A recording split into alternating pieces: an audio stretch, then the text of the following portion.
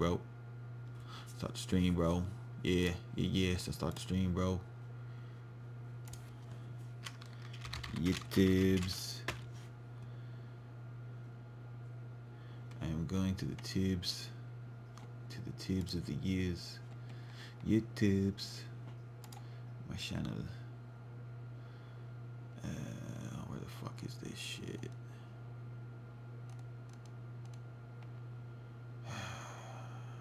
Where is it?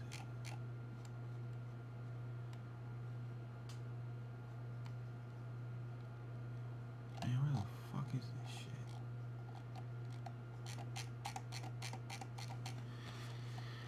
Ooh, why you always changing your shit up, YouTube? Piss me off.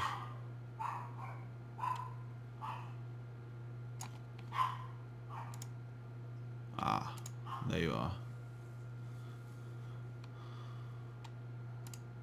There's the streams.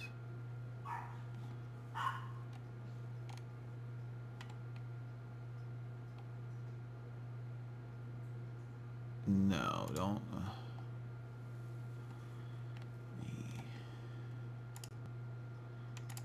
Pop out the chat. Pop out the chat. Whoa, Galactic Slap. Jose. What's up, bros? We be fucking with some Ableton right now. Where am I in Florida? I'm in Port St. Lucie.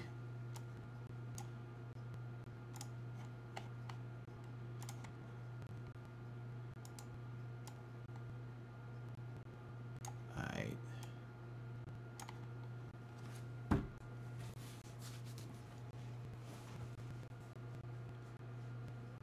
Dang dang dang dang dang dang dang dang dang dang dang dang dang dang ding ding ding ding ding. Ask what's up, Jose. I'm from Broward. I'll be out there all the time. I was just at the motherfucking. I was just at the Heat game this weekend. We hit up Purdy Lounge so we could dance to fucking Puffy and Mace with these girls. Shit was lit.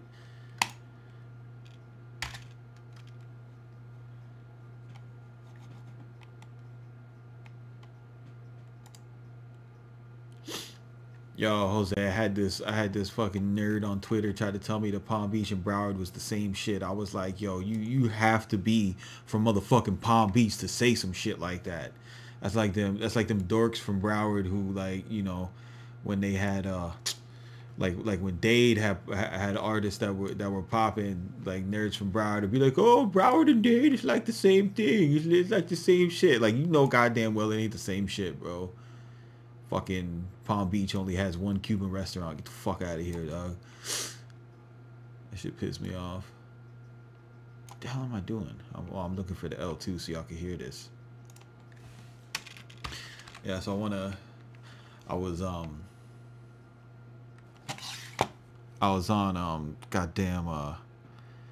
Splice because I haven't been through the samples in a while, and I heard some samples. Yeah, hit. I'm getting back in my bag, bro. Like, I had to take care of a fucking whole bunch of shit lately. And now I finally got. I don't know if y'all noticed. I'm in a new space. You know, I moved the studio. Shit's way more comfortable. It's a bigger space. It fucking sounds better.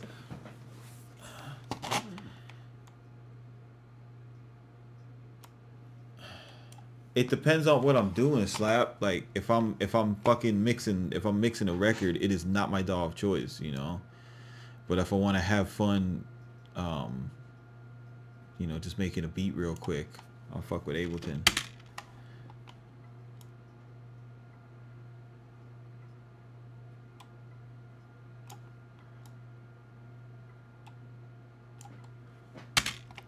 If y'all remember, I was really big into Machine.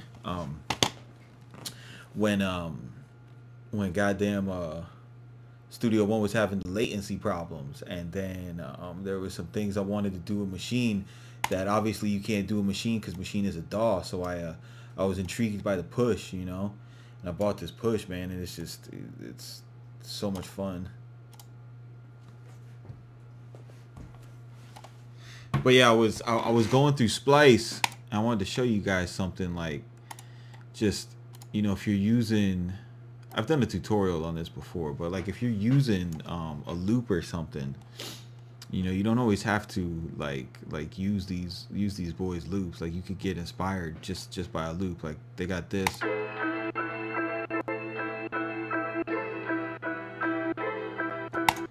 So I'm like, man, that's fucking cool. Like you giving that out royalty free. So, you know, I could just play something like it.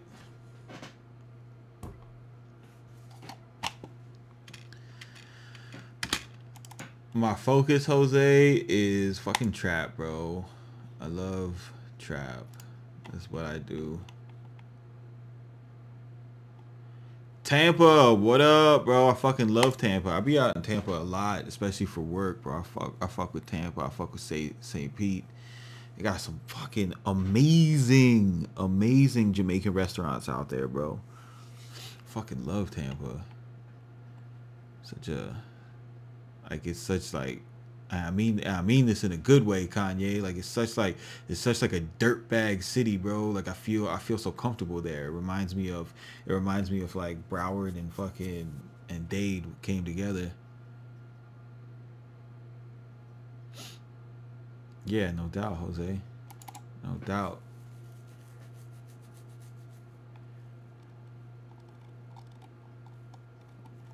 I just like it's but the way I do trap is different, bro. Like I'm not like all about the fucking the 4-note melodies with the beep beep beep beep beep beep beep beep beep beep beep beep.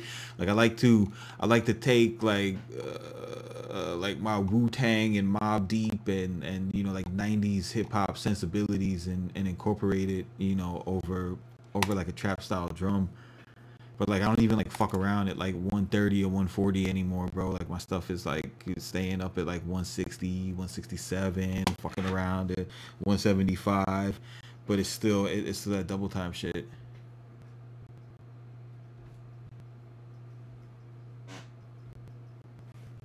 The logo, I had a graphic designer do it actually. But you know, graphic designers, like they barely come up with their own ideas, which I wish they would, bro, because they're expensive to work with.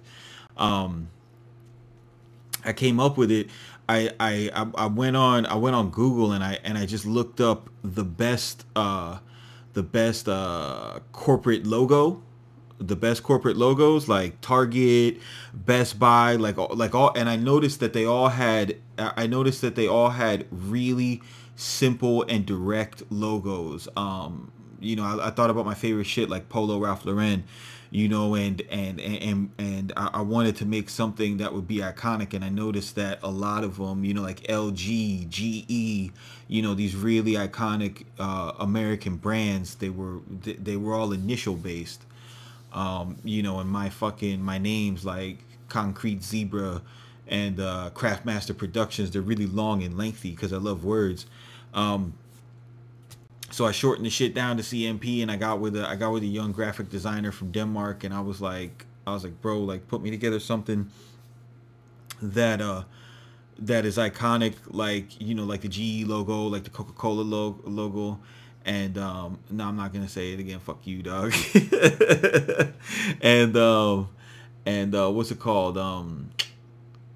And put that together, you know. And he was able to do it. It was simple to the point, easy to remember. I liked it, and that was that, bro. You know.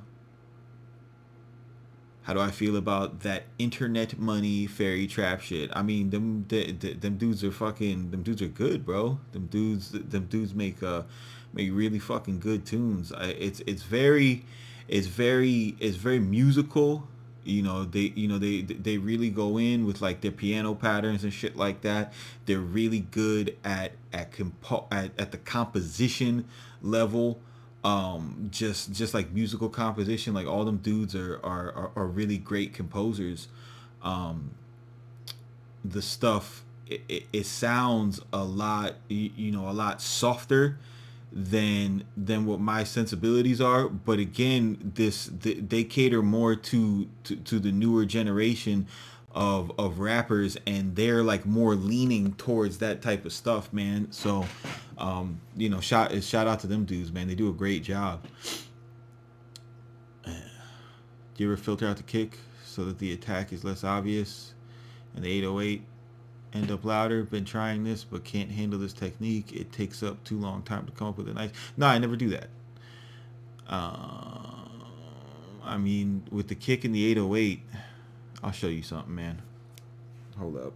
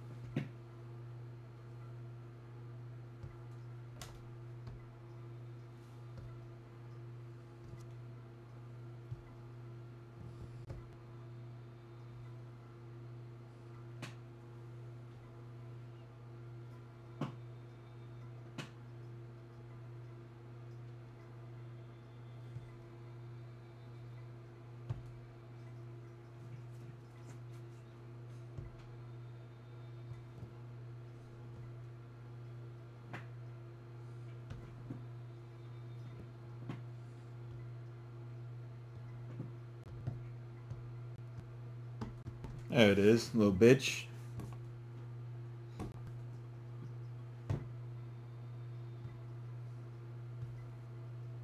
Fucker.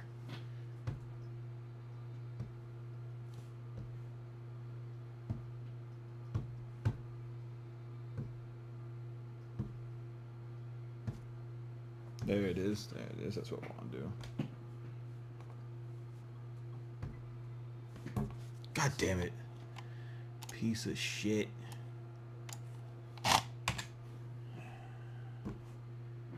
Fixed length. 4 bars. Undo, undo, undo. Next is fuck out of here, son.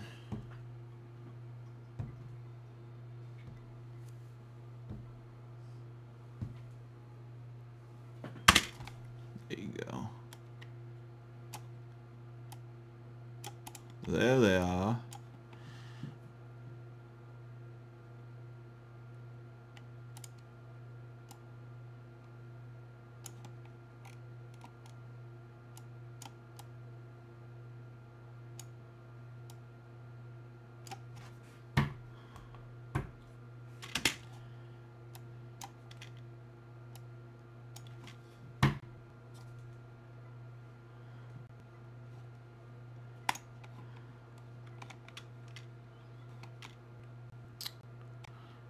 Audio effects.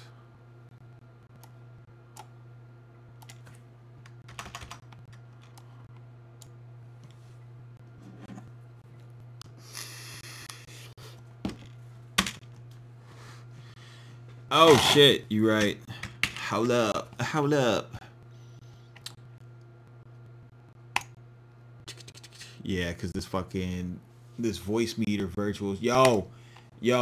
Yo, real quick. If y'all don't know, Splice has Ozone 8 for fucking for $9.99 a month. You can have a full version of Ozone 8. Go get that. Go get that. Go get that. Trust me. Go get that. That fucking program just retired so many plugins for me, dude. It's not even funny. Y'all hear the dog now?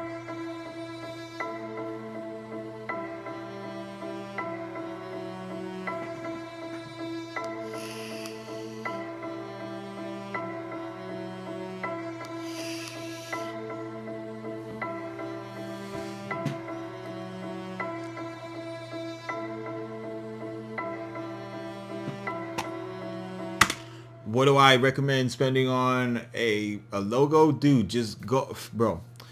Go on Twitter, say looking for a graphic artist.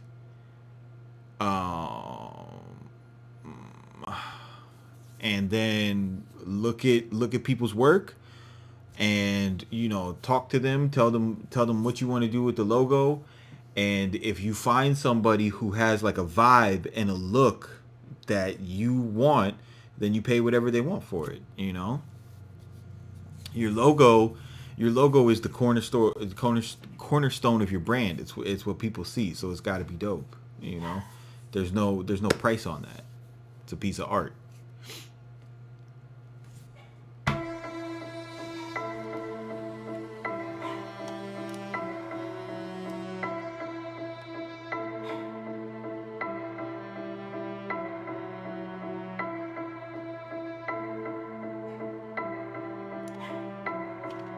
Yeah, I'm gonna show you something for your question when I get to the kick on this. It's the guys who were on studio1tutorials.com, like my newest tutorial I just showed this shit is gonna fucking smack you upside the head and change your drums for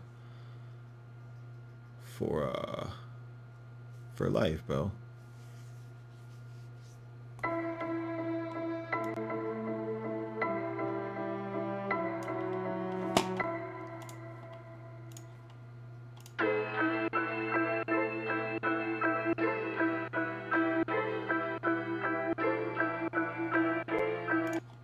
Alright.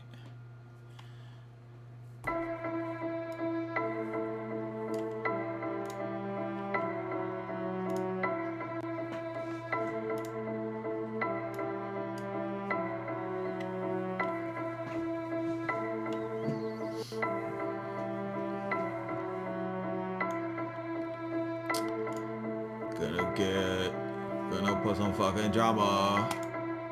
Gonna put some fucking drama. Oh. Woo! Let's take this piece of shit out.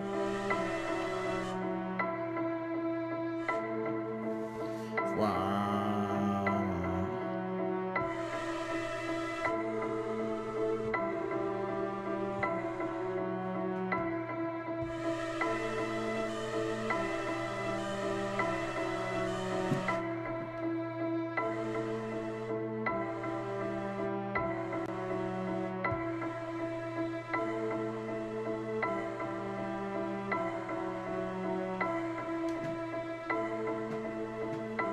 Put some drama in that B. Oh.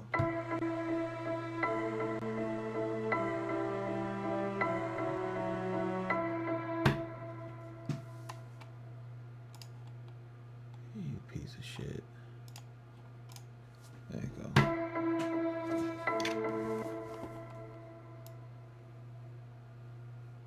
Where I got an EDM track signed to a local Houston label. That's what's up, bro. Congratulations on the placement.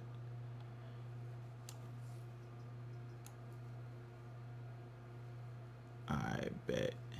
Whoa.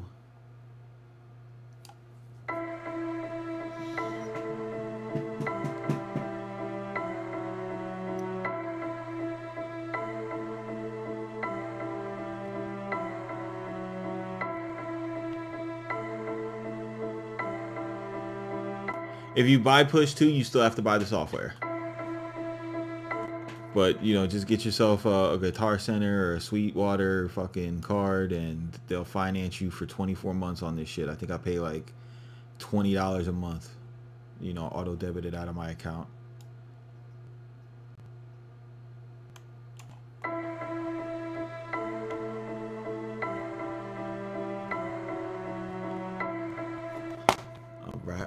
All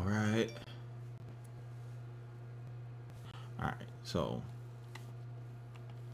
I linked up you guys that buy the packs. Like, the packs are about to fucking step the fuck up, because I linked up with a local producer out here in Port St. Lucie. His name's fucking Robert Blake, and the kid is amazing, bro. Like, he's one of these musicians that has perfect pitch. And he showed me something about tuning drums, because the way that my ears work, I don't like, everybody has perfect pitch, but in order to use it, you have to, if you're not used to exercising it, you need to have somebody to show you what to listen for. And then once you get shown what to listen for, you'll always identify you know, those problems or inconsistencies with audio, right? So I'm gonna go ahead and program. Let's just program a drum pattern real quick, right? and then we'll get to the kicks and 808s.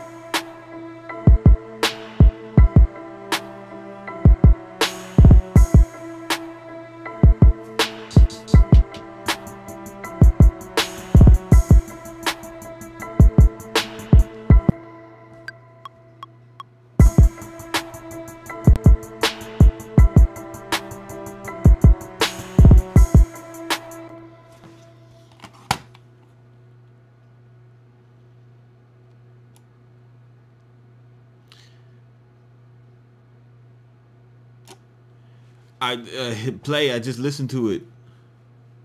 I mean, you're not being annoying. I don't fucking like really care, bro.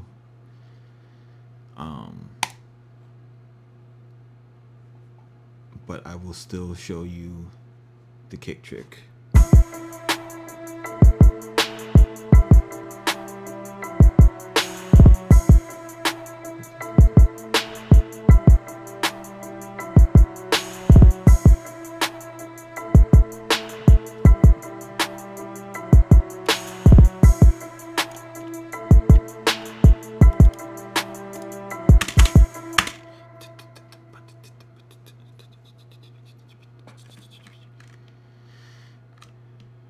Alright. Man, what the fuck? This info view bullshit. There we go.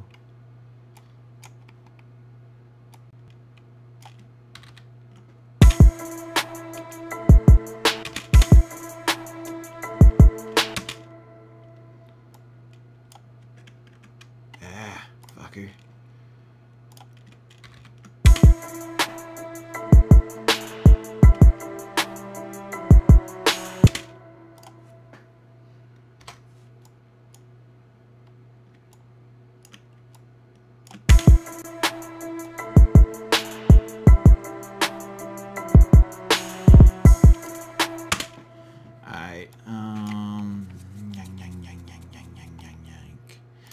Envelopes. Yo, I'm getting nice with the fucking with the live, bro. This shit is so fire. All right, so first things first, right? This track is in E minor. So there's a lot of debate when it comes to hip hop drums.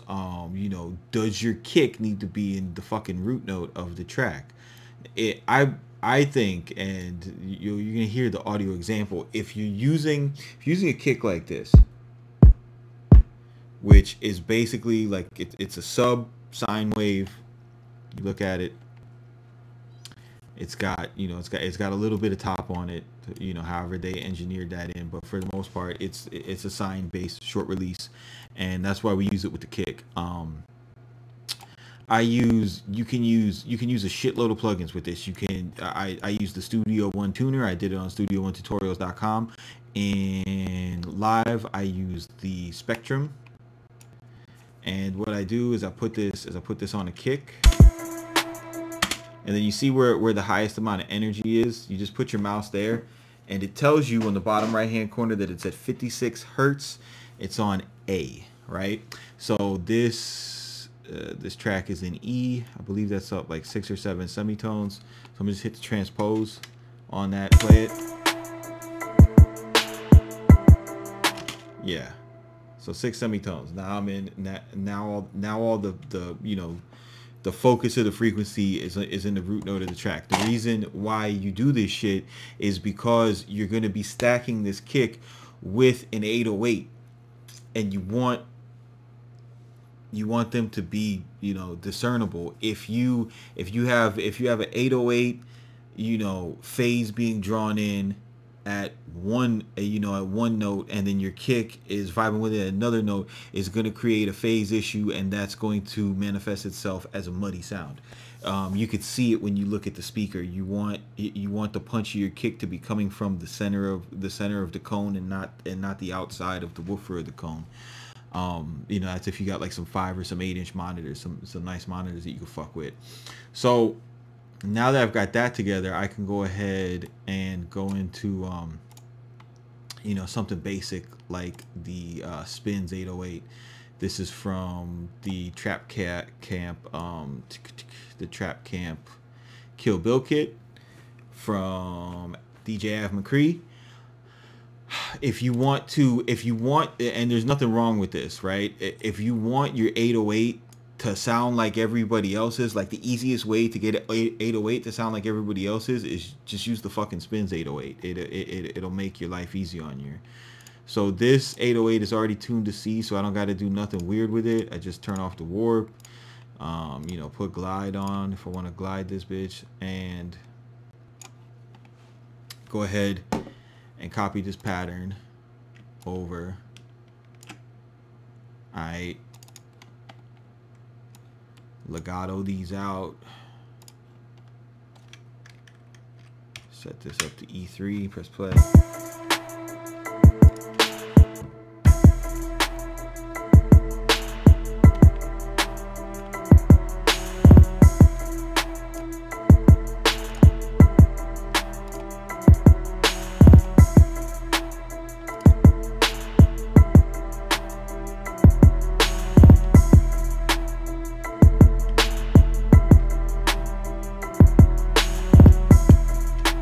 All right, bet. So let's listen to this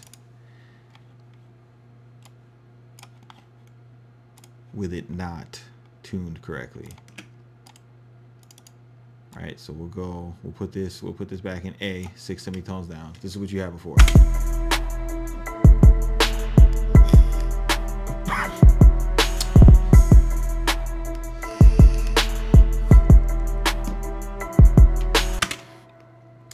It's muddy, feels loose.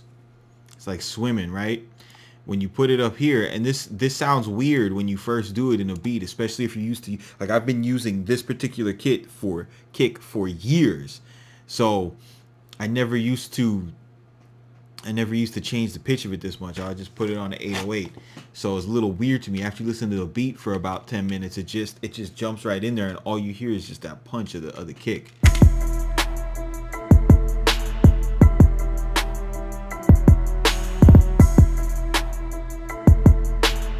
No, that's what I'm talking about. Hit, like I had never heard that, you know, that bit crusher distortion coming through the kick, but rather, and since I don't smoke weed anymore, when I produce, like, I won't get stuck on like, oh my god, there's a bit crusher on the kick. No, like, nah, bro, that shit punches now.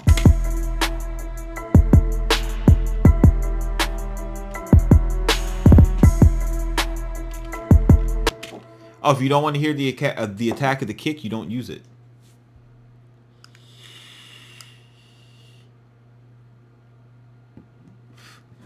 Yeah, when I don't want to use the attack of the kick, I just don't use a kick. The whole point of putting the kick in with the 808 is to put an attack on, you know, on the 808 to make it more pronounced. So now to take it a step further, and I thought this shit was crazy. But then when I thought, and then when I heard it, it made a lot of sense. And then when I thought about it, it made so much sense. So I'll take this rat kick, right, and go to convert and make it a MIDI track. Okay, and basically what this does, if you're using live, is it takes the kick track out of being, oh shit. It takes the kick track out of being in a drum rack and puts it, puts it in a damn regular MIDI track. So you can go, the advantage of that obviously is being able to put it on the piano roll as opposed to only being able to trigger a one-shot sample.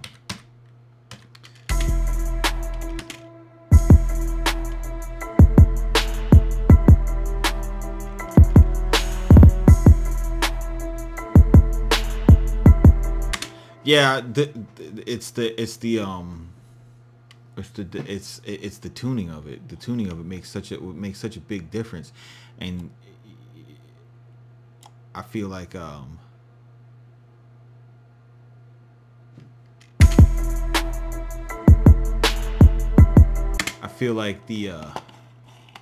piece of shit. I feel like it like the shine that a lot of industry drums have. I feel like that comes from tuning it, and I feel like a lot of that is happening at the engineer level. I don't think the actual producers are doing it. I actually seen, if you watch the TM88 Genius XO Tour Life tutorial, he touches it, but he doesn't share it on the screen. But he's like, I make my kicks match my 808. So to take it a step further,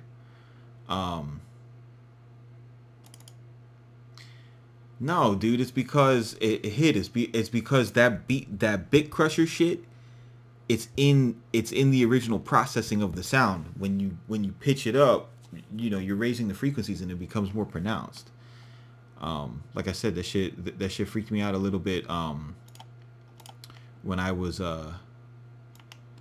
first started fucking with this, because I'm so used to this sound. But the result with the mix is awesome. Like you hear the kick come like if I was to do it strictly by ear and I didn't have the tools to do it, I could do this by ear. You hear the kick come forward and sound louder in the mix, because you get rid of that phase relationship that's that's fucking you. So all right, so we make the 808 bass line, right?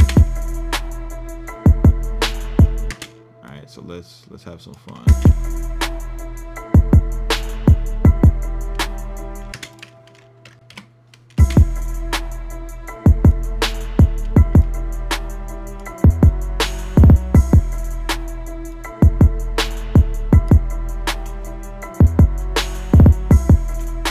All right, so boom. Now we got an 808, a legit 808 bass line. Nah, it's in the original sample. It just becomes pronounced when you get when you do that. So let's take a look at my bass line. Then what I'm going to do is I'm going to go back to the kick, right? And this isn't specific to a DAW. You could do this in any DAW, right? So I'm gonna go to the rat kick and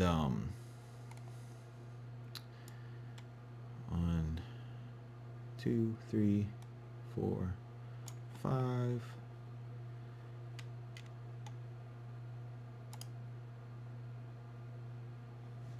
then we go down to 7 here. And then we go up an octave on that one, but I don't think I'm going to do that. I don't think that needs to be done. And then 2 and 3 at the end. 2 and 3. So what I'm doing now is I'm playing the actual notes. I'm playing the actual notes of the bass line with the kicks. So now listen to the difference that this makes.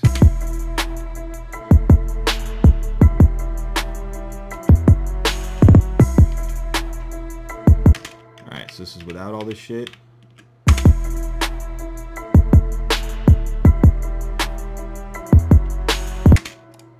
What is redo?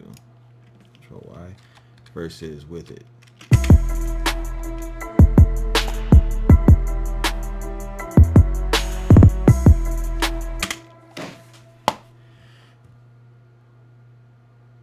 It makes a huge difference. It makes a fucking huge difference. And then when you go to mix this shit, everything is easier to sit because you're not creating, you know, a fucked up phase relationship by putting two competing sounds in the same frequency.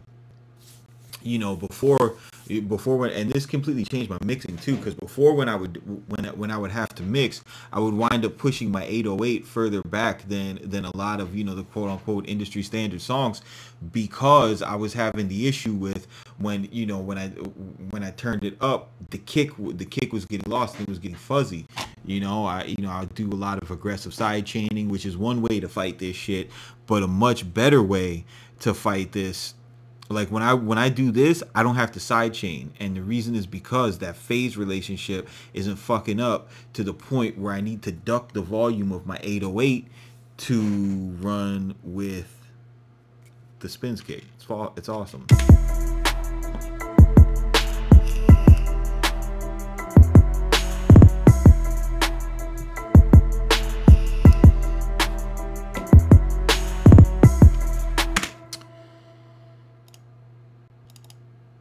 So then you get, once you realize that shit works on the kick, then dude, why the fuck are we gonna stop there, right?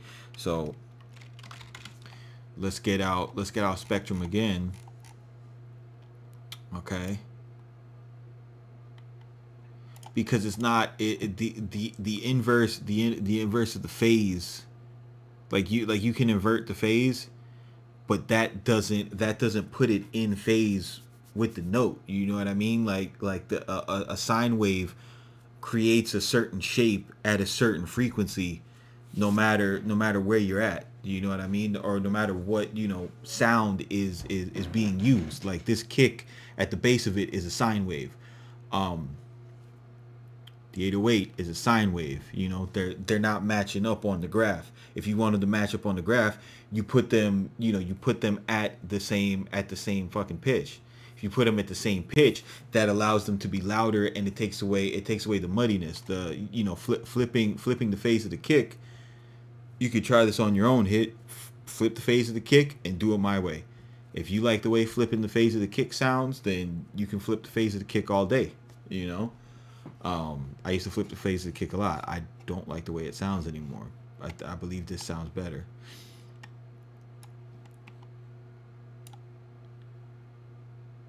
And you hear it because the volume, like you hear the volume of the kick jump out, and it sounds tight. And you look at the speaker, and the speaker is reacting in a different way. Like there's so many like visual and audio cues. All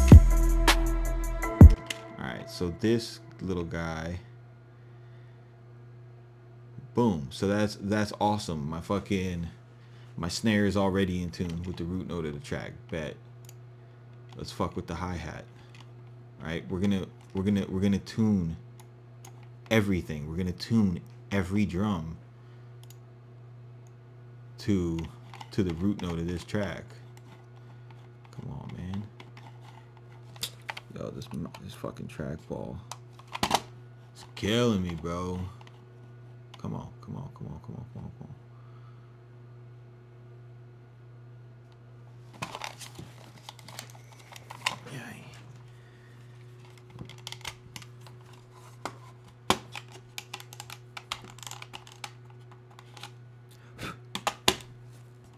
That's better.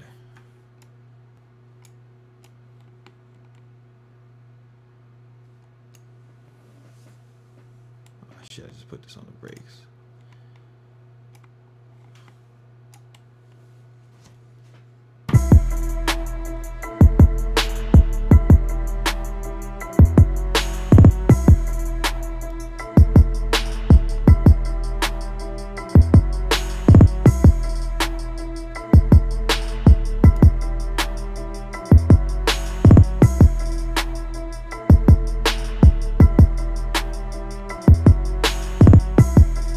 Yeah, Stone, I moved.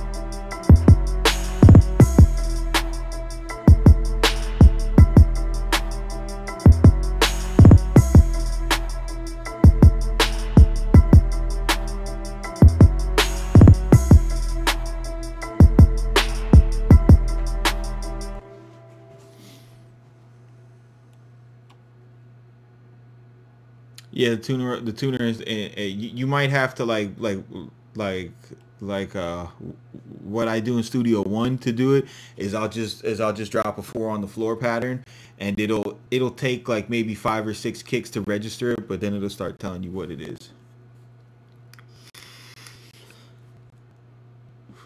Dude, that's what I was saying, Danny. Like once you tune all the fucking drums to the root note, everything everything sits in the mix like it's supposed to. You know what I mean? Like if you take a piano, right? Like if you take a Nexus piano and you write in the scale of a song, and you write the bottom notes, the chords, the top notes, and you do like a 4 octave pattern in a Nexus piano.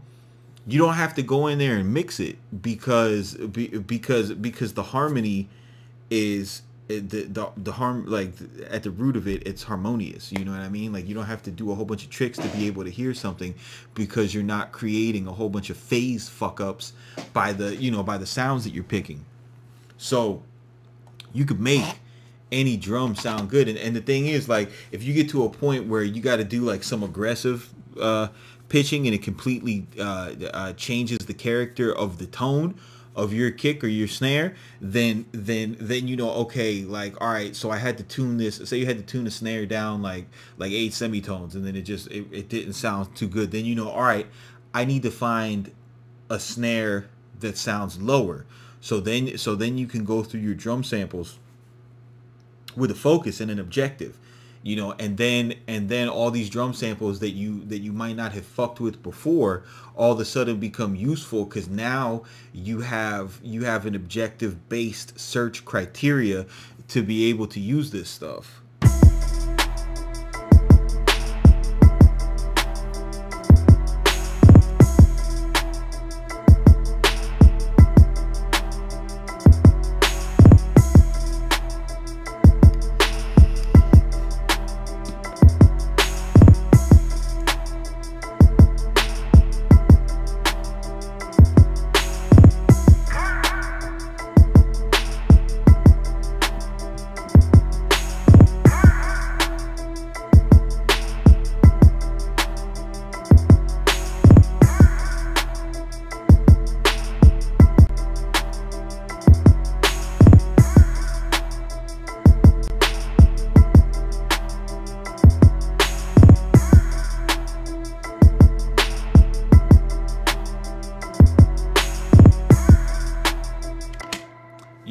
And then once you get, like, sometimes it doesn't always have to be the root note, right? So say I took this hi-hat and I was like, you know what, bro, like, yeah, it's tuned, it's in key, that's great, but I think it's too low, bro. I don't want it that low. All right, well, I know that the third of this key is up 3 semitones. So maybe if I tune this up 3 semitones from -4 to -1, and you just hear how that sounds.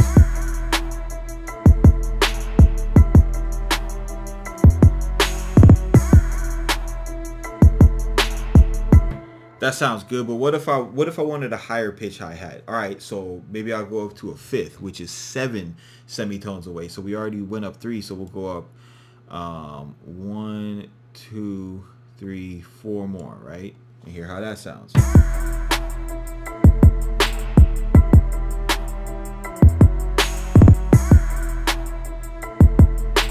And you know what? I happen to like that better, so I'm gonna fuck with that. And see, that's why it's good to have a start with the root note, and then you could say like okay, you know, I like using the fifth better. You know, I like using the third better, or maybe you might like the fourth.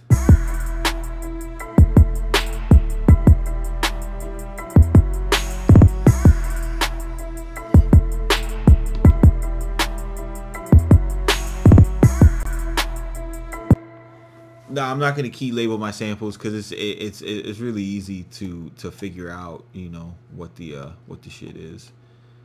I don't think it's that crazy.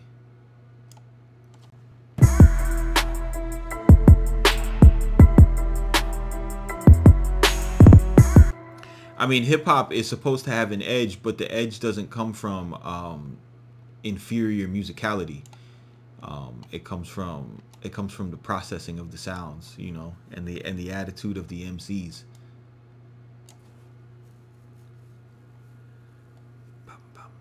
What the fuck was I doing?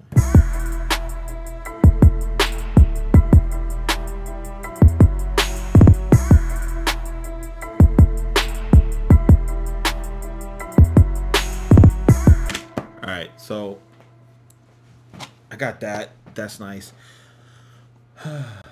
Yeah, fucking game changer, bro. Like, it's been a long time since somebody showed me something new that I was like, fuck, bro. I want to go back and make all my beats or remake all my beats. This was definitely one of them. Like the next time I get a placement and I gotta send stems out, I'm tuning that shit.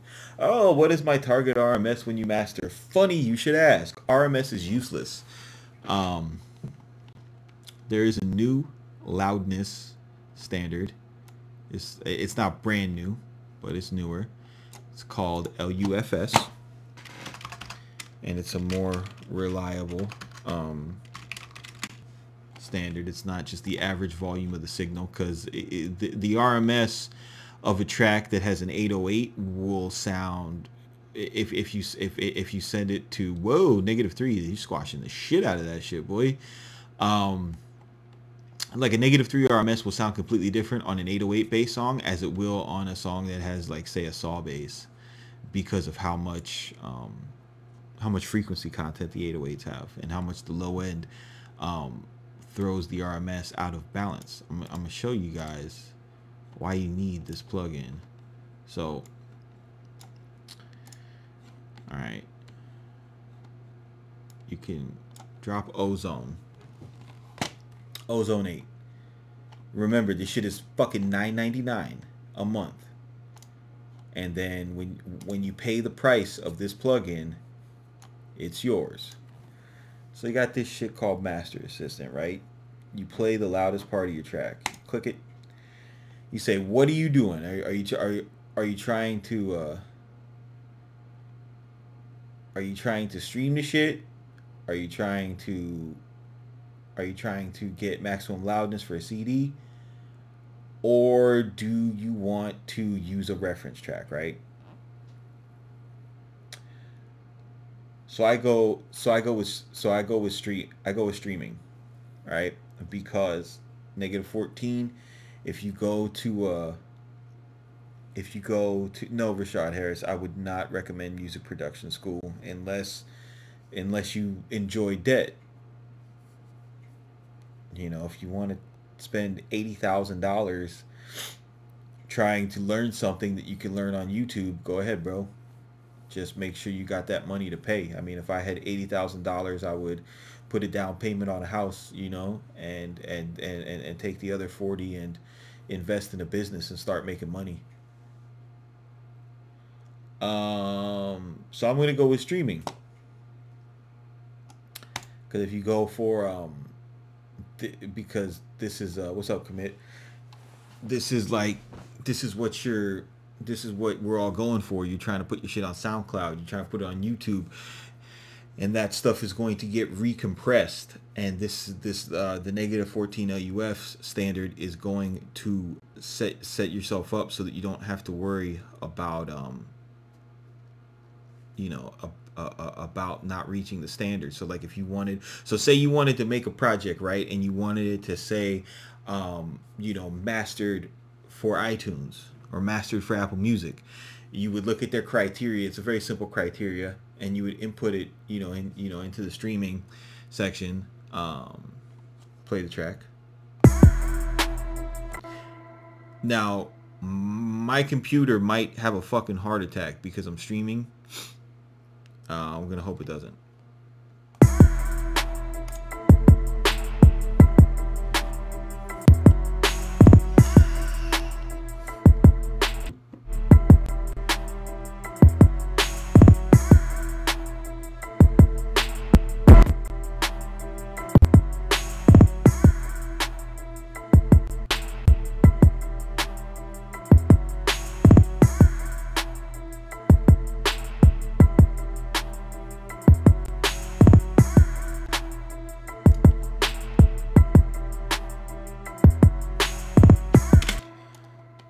So what that did was it set the ceiling.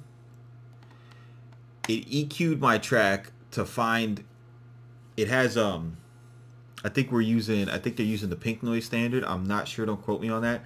But it set some sweetening EQs before the maximizer to you know, to make the frequency spectrum, you know, more complete, to kind of compensate for, you know, a mistake I might have made in the mix. And if you see it, you know, moving up in, you know, 2 dB, moving down less than 2, then you're good. You know, if it's making these drastic changes, you might want to go back and mess with your shit, right?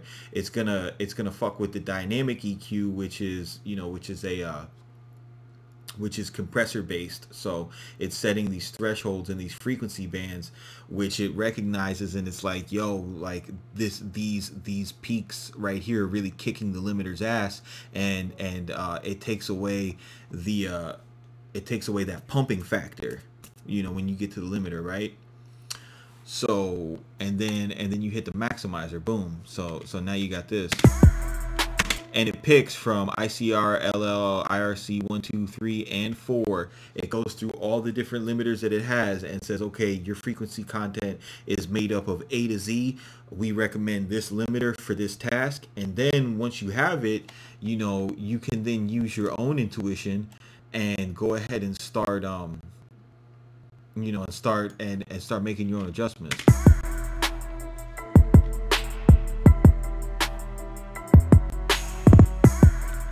So you see my RMS is hitting between, you know, -7, -6, which is pretty much what I would do, you know, what I would do on my own. Yeah. That's with it off.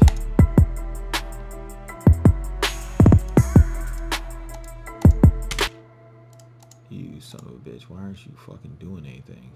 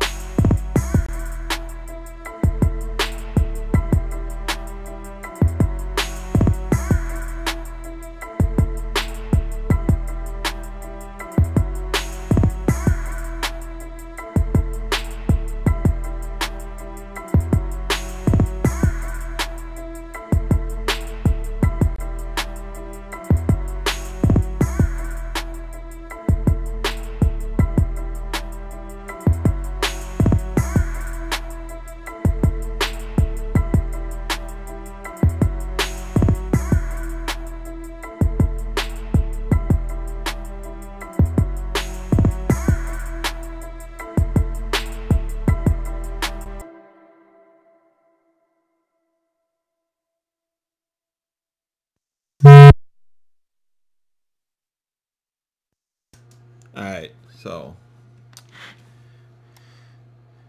now I'm setting at the digital standard.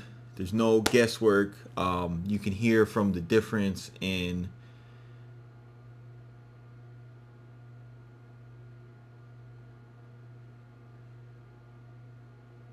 with it on, it already sounds like my mixes and masters. Well, that's what's up, bro. You're the shit. For the rest of you guys that are not as good at mixing and mastering like hit play, like myself, I fuck with Ozone because the shit is just like dumb easy, and it's one plugin, and it automatically sets the threshold to your -14, which makes when you go into the SoundCloud universe and the YouTube universe, and you go ahead and you set these things up, you then bypass that over compression that occurs when they recompress your audio, which is why they've implemented this standard. So for you guys that are doing like albums and shit like that, not just fucking with beats, but you guys are the vocalists too, and you want to put something out and have an even volume throughout your whole project, something like this is what you're gonna fuck with. Because an RMS, you can have an RMS of -6 throughout 8 different songs, and when you listen to them in the car, they'll all be fucking different volumes because you're the way that you might not have lined up your signal chain exactly the same on each one of them. When you fuck with LUFS, it sounds the same. I'm a senior right now. I'm in the band. I play trombone. Well, then you're fucking way ahead of the curve, amigo. And I'm starting to play piano. YouTube has helped me, but is it good to have a degree in music for a start? Fuck no, bro. Nobody is going to ask you about your music degree. No one. What your music degree is going to do is it's going to give you a fucking false sense of superiority. And it's gonna turn you into a fucking douchebag, and you're gonna look down on people, you know what I'm saying, who can't play arpeggios by hand, and they're gonna teach you, amazing classical techniques, and you're gonna be, walking around sucking your own dick, talking about, how amazing you are with the hands and how you could play, and nobody could fuck with you, and you're gonna, maybe one day you'll get into the studio, with some creative 16, 17, 22-year-olds who are flipping gross beat and, whatever the new crack plug-in is, and they're going to be kicking your ass because you're sitting here, with your music degree playing perfect arpeggios, and nobody wants to fuck with your beats because they sound, quote unquote, too musical. Nobody cares about that shit. Don't waste your money on it. If you're gonna go to school and you're committed to school, then go to school for a degree that's gonna get you some fucking money. You know what I'm saying? A music degree never made anybody no money. You wind up with a music degree, you become a music teacher, right? So if you want to be a music teacher, pursue that music degree. If you want to make money with music, then get out into your scene and start making music with cool people. Make relationships, be cool, be fun to be around. Don't be a fucking dick. Don't tell people that they suck. You know what I mean? Don't go around spreading your opinion. Just let your work speak for yourself, dude. He said I'm about to go redo some beats. No, I don't use Neutron. I don't see the need for it. I understand what it does, but I don't see it.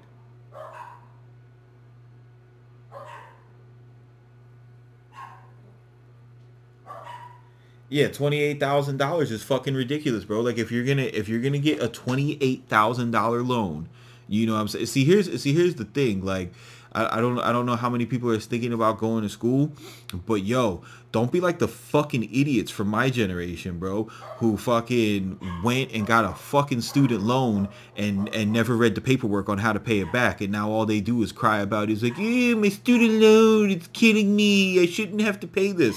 Like, bitch, fuck you, bro. Like, who the hell gets a loan and doesn't look into the repayment. You know what I'm saying? Like all these quote unquote fucking smart college kids are all fucking can't buy houses and can't buy the cars that they want because they're stuck with $90,000 worth of debt that they didn't fucking think they was gonna have to pay back. You know what I mean? Like if you're gonna go to school, you need to have a plan. You know, if like if you're gonna buy an $80,000 automobile, you make sure that it's in your budget that you're going to afford it. Don't sit here and think just because you get a degree that you're going to wind up getting some $90,000 a year job and you're going to pay your loan off in 2 years, bro. You know what I'm saying? Like this whole education system is set up to fuck you. You know what I mean? The only people in America who are really winning are the people who are entrepreneurs, the people who are working regular jobs and who have a business for themselves. You know what I mean? Like I work a regular job and then I come home and I bust my ass on my own business. So that allows me to live a lifestyle that is unlike the people who do the same job as me, you know? So you got to, bro, if you're going to go to school, you have to have a plan on how you're going to pay that money back. You know, you can't just think that somebody's going to fucking take care of you, bro. Cause like once you get out into the real world, that shit stops. You know, nobody gives a fuck about you, dude. Nobody cares about nothing that you're doing. It's about what you can do for other people. And that's why, you know, you see all these books and you know, inspirational shit where they talk about have a serving attitude, learn how to serve people, because this is America and we have a service economy. You know what I mean? So having that mentality of figuring out how you can create some kind of skill product or some shit that's going to serve people is important. But enough of that school shit, bro. I mean, you can use sound shifter to tune your drums if it isn't imperfectly in tune. There's nothing wrong with that. Whatever you choose to do. I mean, you could do it chromatically in sample 1. You could do it, you know, you could do it with the pitch button. You could do it in live with the transpose thing. Whatever tunes, bro. You know, and if you're compulsive, just make sure that you're confirming it, you know, with your eyes and with your ears, and then soon you get to the point where you do it with your ears. It's not a big deal.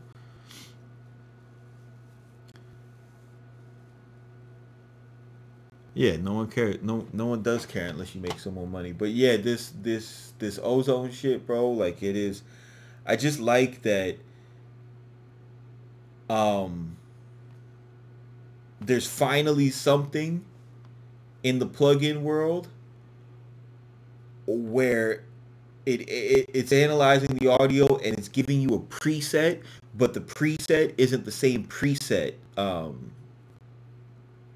function. You know what I'm saying? Like it's always a different preset, and then from there you can use your ears and your instincts to do, you know, whatever you want with it, which is really cool.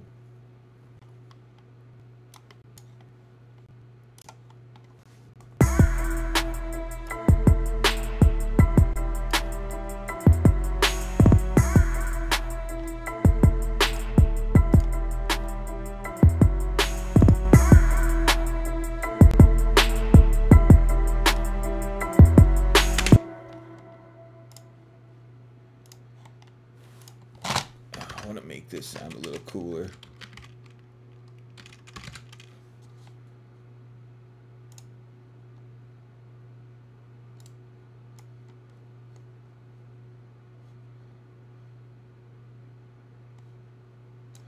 The audio effects. Oh, dude, I don't know, bro. Like if you if you look at Neutron and you're like, yo, that's something that I might like to fuck with, fucking buy that shit, dude. You know, I don't know what where you're at with your ears on your journey, but like me personally, I don't need a fucking plug-in to tell me when a frequency's clashing. Like I hear the shit. Like if I can't hear the guitar and the piano, I know I have to carve out some space. I don't need to spend $200 for the computer to tell me that, bro.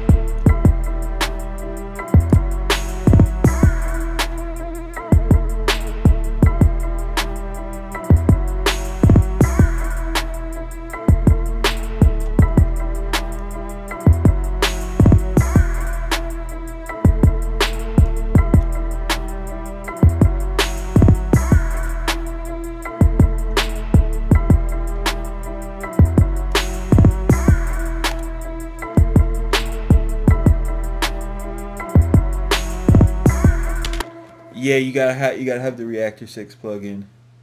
The VHS is a free add-on to Reactor 6, and it makes shit sound like fucking sauce.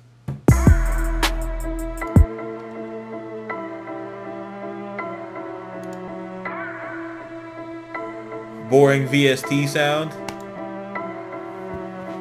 Saucy vibes.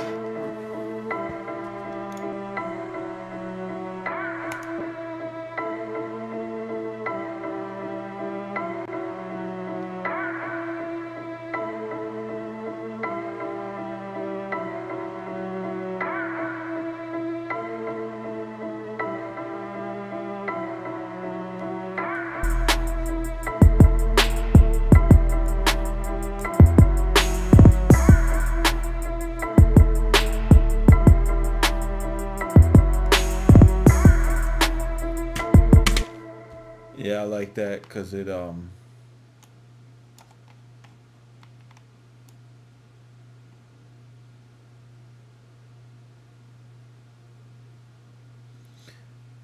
what is better, to start a home studio without musical experience, or does it matter?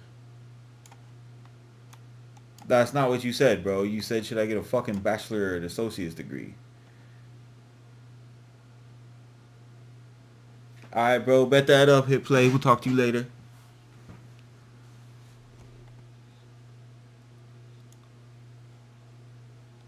I mean, Rashad, I don't get what you're driving at. Are you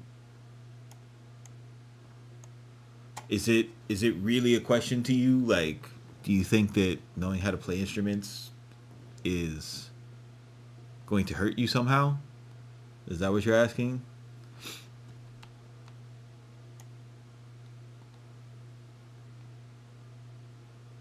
All right, let's do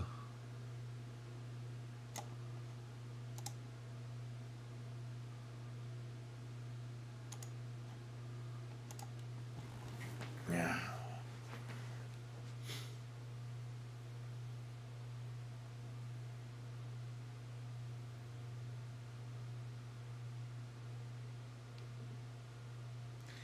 Let's do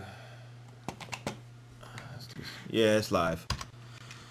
Yucca, yucca, yucca, yucca, yucca. Let's do, what is this? This is gonna be called what these?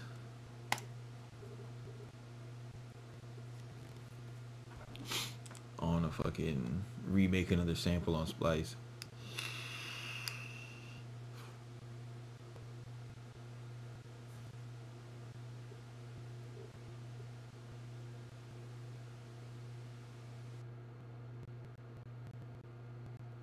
Yeah, of course playing an instrument has benefits for music career. Of course it does. Say you're what's up, Banga? Um yeah, let's like, all right, so anybody who produces isn't just a producer, you know? They have to do other things. Use the free guitar rig one that's on the Native Instrument site. Any of you guys that does not have the free version of guitar rig, if you don't have any version of guitar rig, y'all are playing with yourself, man. Yeah, I'm back though. I'm back, Banga. Um, fantastic, dude.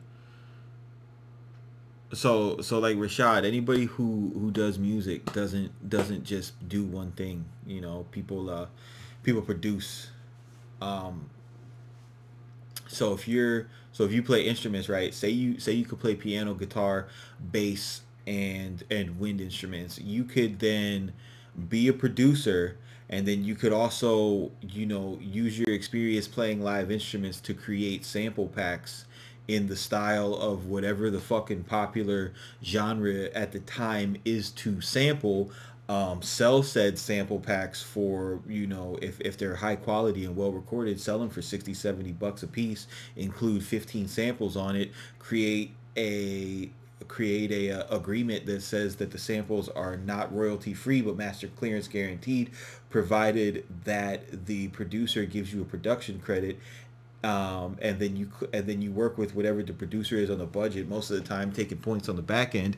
And then if the song does well, like 0 to 100 or Zoom from the new Future album, so like Illmind gave that loop to Sizzle.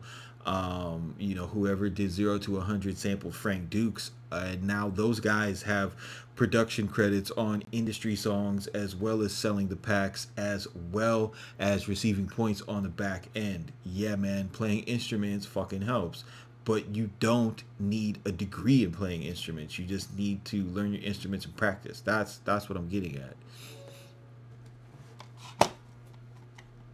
Does that help?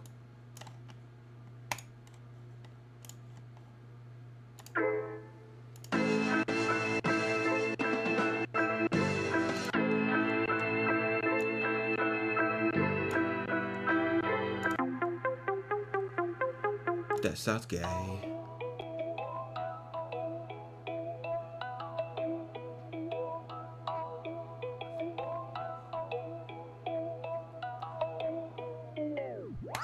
All right, see something like this, like I would never download this loop and use it, but there's something in it that's unique that I like, and it's the timing of the melody. That 1 2 1 2 3 1 2 1 2 1 2 3 1 1 2 3 1 2 1 2 3 1 1 2 3. So that's pretty. The timing of that melody is cool for, you know, for a trap song.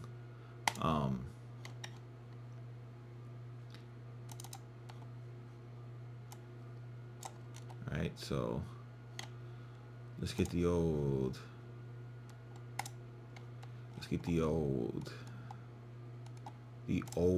trap sound, right?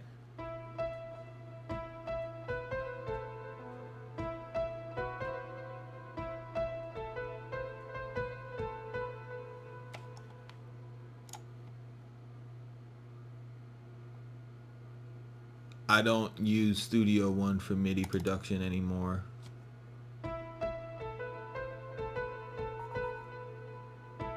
So like that thing was going 1 2 1 2 3 1 2 3.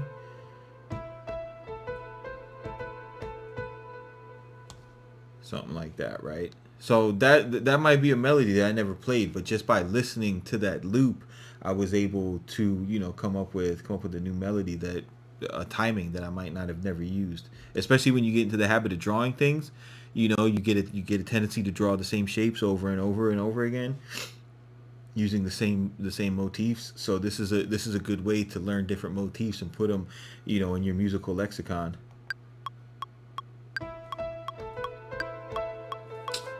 Piece of shit.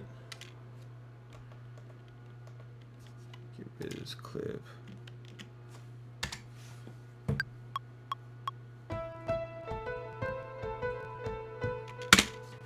Right.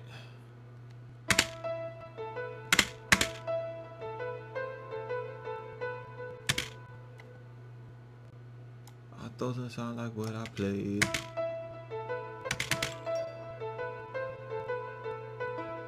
Yeah, all that needs to go over.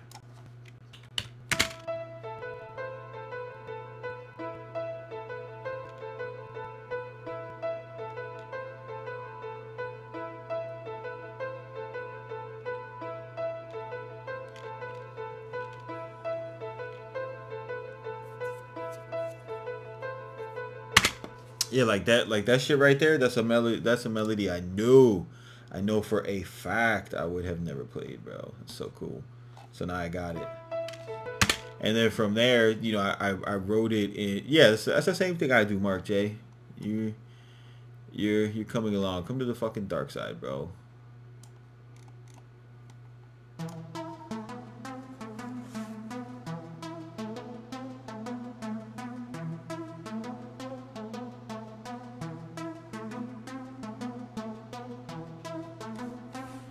So now I could go into a cool synthesizer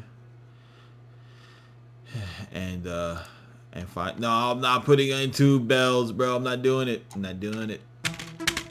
So I'll find me something dope in here.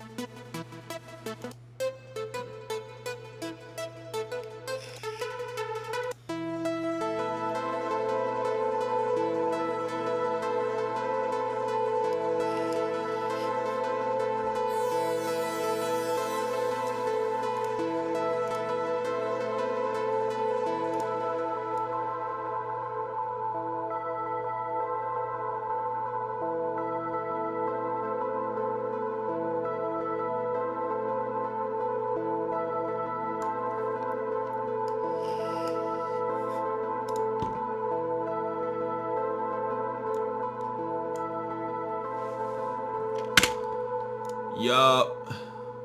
Me likey. Me likey mucho. Mucho gusto. Yo, what time is it? Oh, man. Y'all only got a few minutes. How'd I make out with Irma?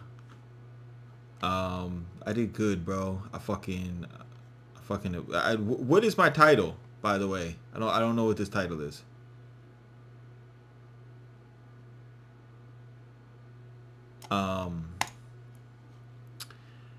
I mean, that shit was a pain in the dick, bro. Like I had to evacuate because a goddamn Category 4 hurricane was coming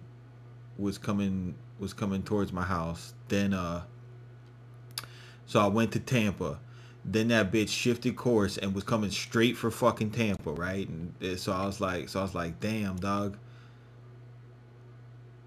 Oh, damn it. Yeah, I'm so bad with the streaming titles, bro. Like, I just caught the bug to stream, so I fucking streamed that bitch. So, yeah, and then I went to Tampa. Then the eye of the storm was coming for Tampa, so I was like, fuck, dude.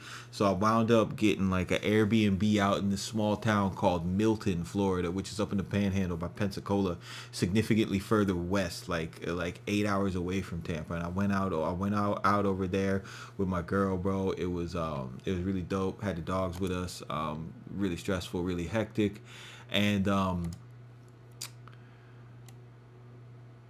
hung out there for like 4 days. As soon as we could drive back, we drove back, which was really fucking nerve-wracking, because I had a 9-hour drive, right? And you couldn't take the highways because everybody was on the fucking highway like Mad Max. And if you know one thing about Florida, people here can't drive. People here are very insensitive. They have no empathy, and they don't do particularly well in times of crisis. So, you know, I stayed off the highway, drove the country roads, which was crazy because there was so much fucking damage to the middle of the state. A lot of the small towns in the middle of the state when I was driving back down to South Florida didn't have the power back on, so there was no gas for hundreds of miles, and that shit got real spooky when I hit E, and every gas station I was rolling up to was closed, or had 60, 70 fucking cars waiting to get gas because people wanted to kick up their generator so they could put on direct TV and shit. So yeah, it was something else, dude. But it was cool, bro. Like we got out of that shit. During the actual storm, it didn't even rain where I was at. I was like so far west. I was in this small town where like the only thing to do was go to the fucking Dollar General and get where were you? Where you at, BK? I thought you were in New York.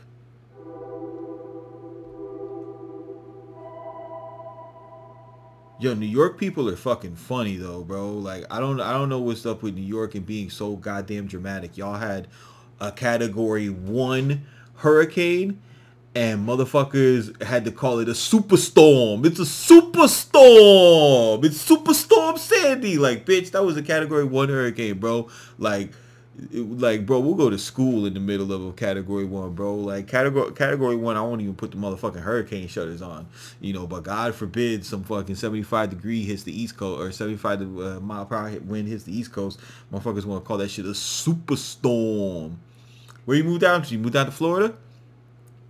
A lot of people went to Georgia, dude. A lot of people went to Georgia. I wanted to go to Georgia. There was no rooms in Macon, Atlanta, Valdosta, none of that shit, bro. Like, there was no rooms whatsoever.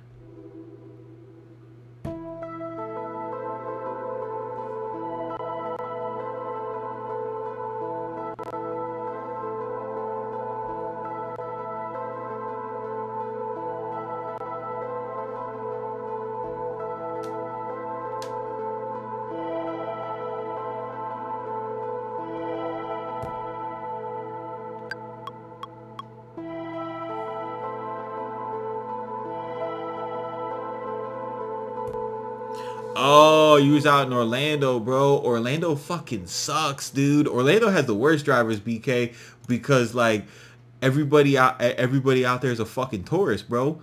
So like it's just a whole bunch of people who have never been to the city driving around like this, like, yo, where's the biggest chicken? Where's Ripley's Believe It or Not? You know, I fucking hate Orlando, dude. I do a lot of work in Orlando though. You moved to real Orlando, or are you in like somewhere nice like Lake Mary?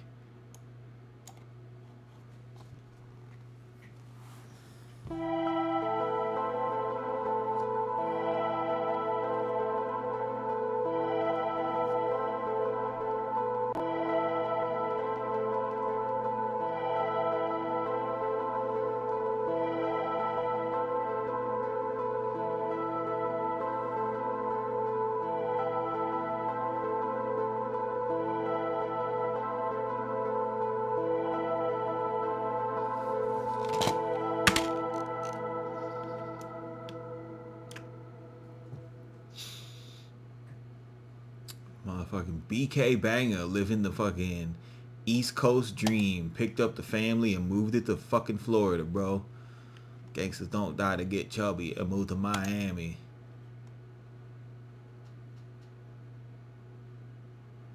Yo, you know what you got fuck with out in Orlando though, BK? Oh, you close to UCF? So you like Oviedo, fucking Alafaya, doing that shit? That area is getting so fucking crowded though, bro. Like, god damn. Like the thing about Orlando is they never it was never supposed to be a city. You know what I mean? Like nobody thought Disney World was gonna do that, so it's not planned. Like the city planning is a joke, bro.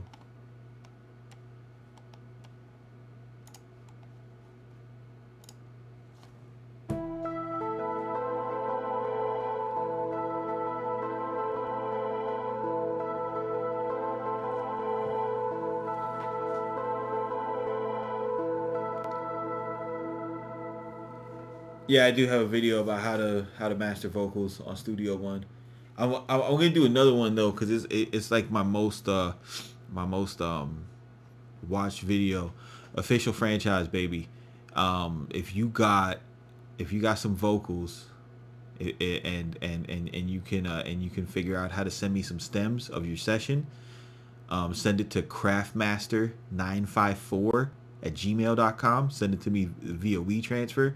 I'll use your vocals for my next vocal mastering tutorial. Craftmaster954@gmail.com. Yo, okay, so you're out there by OBT, bro. You need to fucking go on to Yelp, right? And you need to look up. You need to look up Chinese Dominican buffets or Chinese Puerto Rican buffets, bro. That shit is amazing, bro. Like there is fucking nothing like, bro. There's nothing like going into a restaurant and being able to get like General Tso's chicken and fucking queso frito and a roast con gandules and have fucking sopa de pollo and have fucking egg rolls, dude. Like it is the best shit. Like the best shit. Like when you don't give a fuck and you want to eat ratchet, bro. Like that shit is so amazing, dude. But you gotta fuck with that, and Like you're a New Yorker, so you're already up on good food, bro. So like nothing you eat in Florida is gonna compare to anything, dog. Like I know that, but they have amazing mofongo too, dude. The Puerto Rican restaurants out there are on point, dude. Like for me to say that is a lot, because I'm a Miami boy, so I grew up eating Cuban food. Like Puerto Rican food was kind of like whatever, bro. Like dog, I don't remember, but they got them shits everywhere, dude. Like they got them everywhere, especially on OBT. Like you'll see them shit. It'll be like Chinese Puerto Rican buffet. And just whichever one it is, just go to it. Just go to the biggest one you can find. You haven't seen any, bro. Hold on, dog. I'm gonna Yelp you something right now so I can find it, dude. I don't just enrich people's lives with music. I am also a fucking foodie. I'm a vegan now, which is fucking just so disappointing, bro. Let me see here. Search.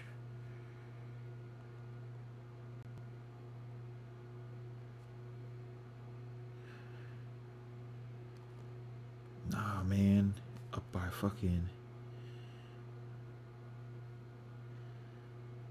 this bitch.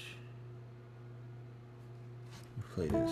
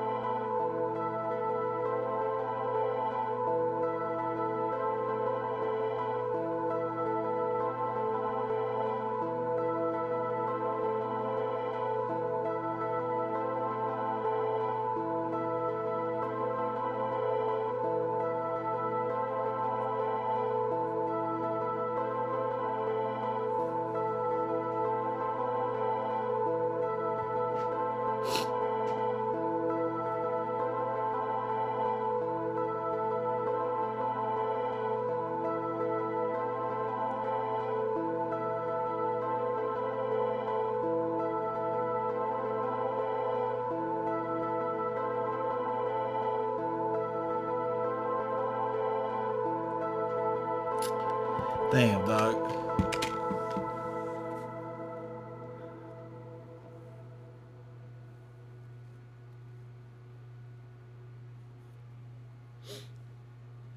I've been trying. Yo, it's fucking yeah. I could understand now when you got kids, bro, because people are soft as fuck when it comes to their kids, But man, fuck them kids, bro. If they don't eat, they don't eat, dude. Like I don't know, bro. Like when I have kids, like I'll smack myself in the face before I give them kids sugar, bro. Like that's some other shit, bro. I ain't gonna go on that rant. I ain't gonna go on that rant because I don't know what it's like, bro. I know your whole perspective on everything fucking changes when you're dealing with your own children. Szechuan beef tastes so good. Yeah, it does, bro. It does.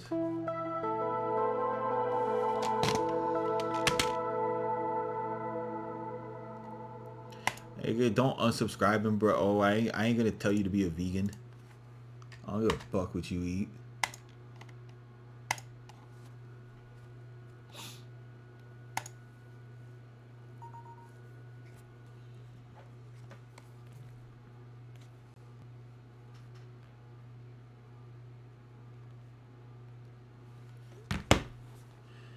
Yo.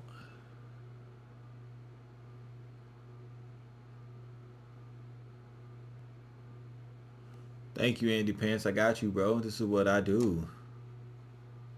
I'm here for the people.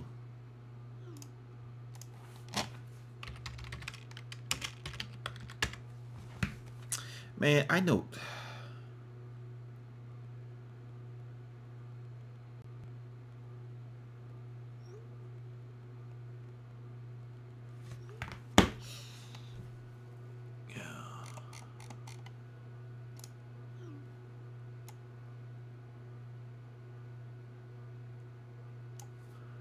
Yeah, man, it's hard, bro.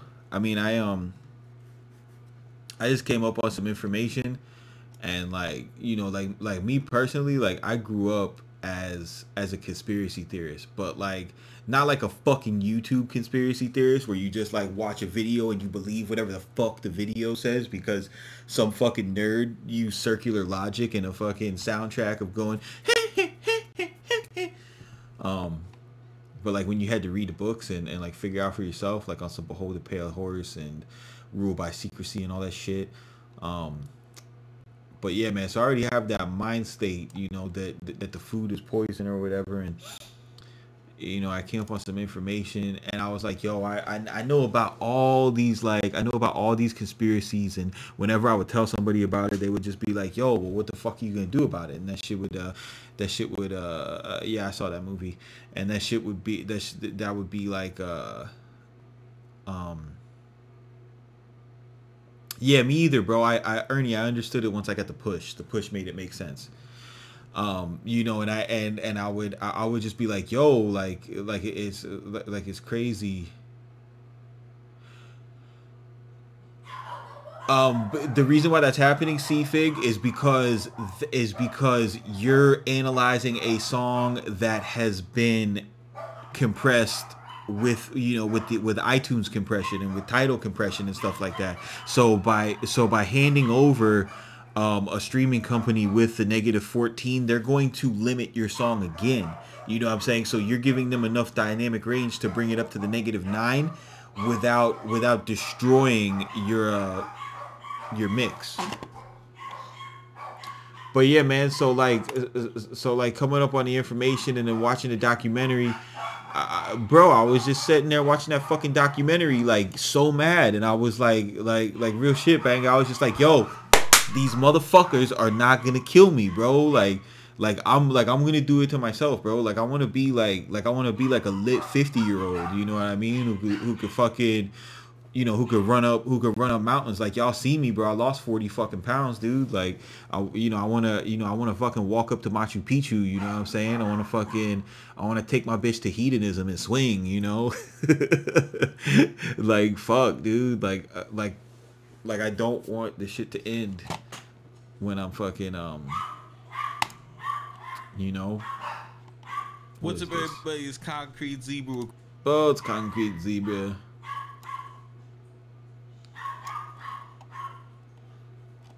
Somebody making comments.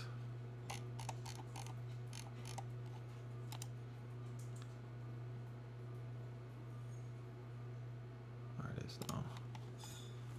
Yeah, bro. So I was just like, yo, like I'm thinking like this is the one thing that's happened like 3 months. I'm like, this is the one thing that I could actually do something about. You know, like I can't go out and like change the way the Federal Reserve prints currency or you know, or any of that stuff that, you know, that you learn over the years. Like I can't go up against the Trilateral Commission. I can't change the banking system. You know what I mean? But I can control what I put in my fucking mouth. Pause. You know what I mean? Like I could control, you know, what I choose to eat. I'm in 100% control of that. And then it's also like a spiritual thing too, bro. Like, you know, I think like part of the test of being here is can you maintain your skin sack? You know what I mean? Like, can you keep your body fit and beautiful? Like can you do that? Because that's all part of the process too. You know, I really don't like give a fuck about the animals. Like I'm still gonna wear leather, you know what I mean? Like that's still part of my makeup because I'm a fly fucking Chico and I got swag. But what names did I say? Did I say names? Yeah, no, bro. But you know what I mean? Like that's you know, that's my thing. It's something that I could finally do, and I feel like I'm fighting back, and it makes me feel good. I mean, shit, bro. Like, I've had I've had you know, I've had meat since then, you know, because I am a foodie. I am a fine diner. When I go out with my friends in Miami, you know, I'm gonna go somewhere crazy, and to tell you the truth, like, I get anxiety now before I go because I'll be feeling like, oh, this is gonna destroy my stomach or something, and sometimes it does, sometimes it doesn't.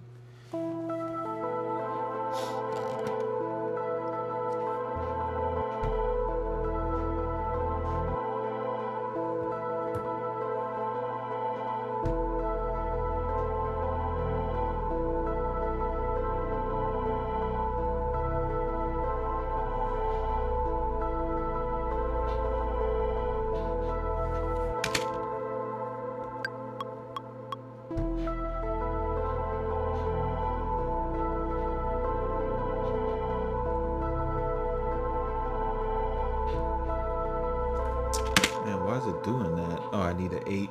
I need an 8 count.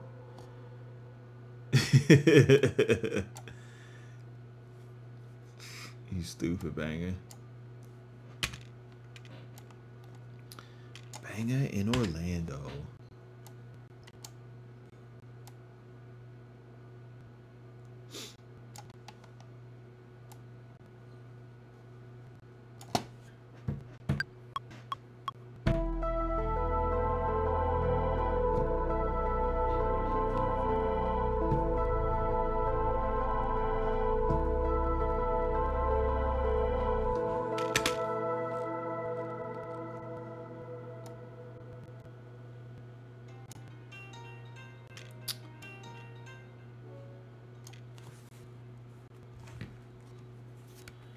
Yo, what's up, fool? What's pop? I'm cooking on a live stream.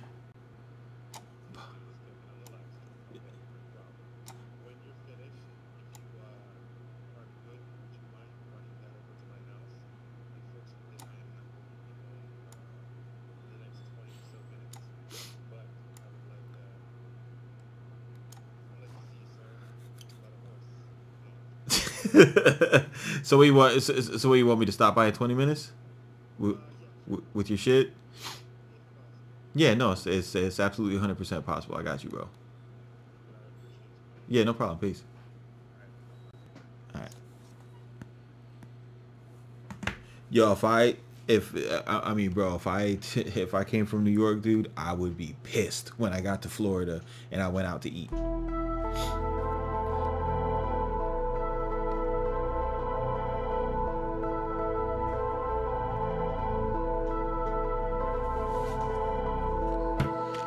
Like BK, like you're not gonna find, like you ain't gonna find no pizza that tastes good. Like first of all, there's no ramen spots. You know, there's no ramen spots. How is there no ramen spots, bro? I went to the most basic ramen spot in Manhattan when I was up there last winter, and it was just like it was so heavenly, bro. Like motherfucking goddamn bamboo shoots in that shit and fucking soy sauce marinated eggs. I was like, oh my god, this is life. Talk about pork broth that was like marinated with the head for 48 hours, dude. Like what?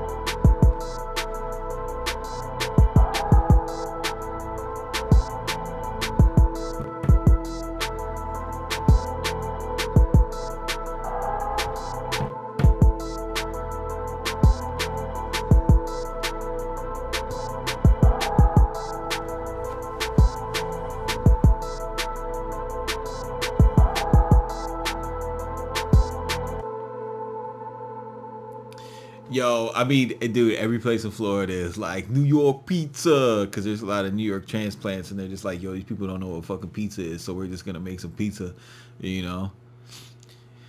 Yo, yo, yeah, but yo, you saying ramen noodles, and it's not like it's you know that's not what it is, bro. Like it's not top ramen. Like that shit is something else, dude. It's something else. God damn it.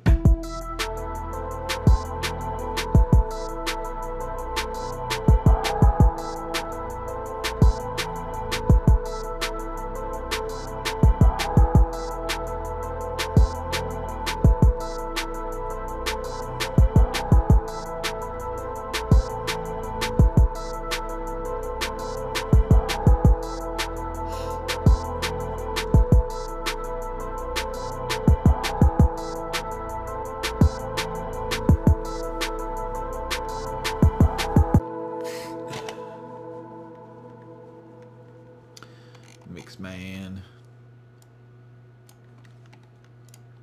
Chicago pizza isn't pizza. That shit is pie. It's amazing. Don't get me wrong. I love that shit.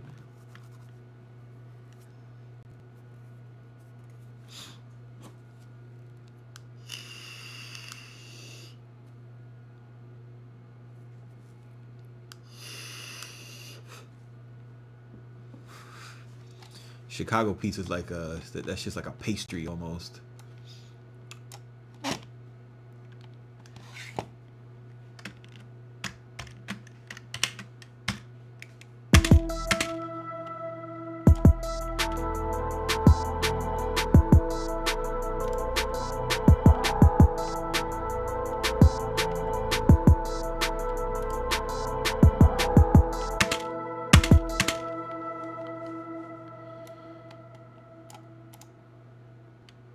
Uh-oh. I think we offended Stone City. Yo, I'm not saying that it's not delicious, Stone. I'm just saying it's not pizza.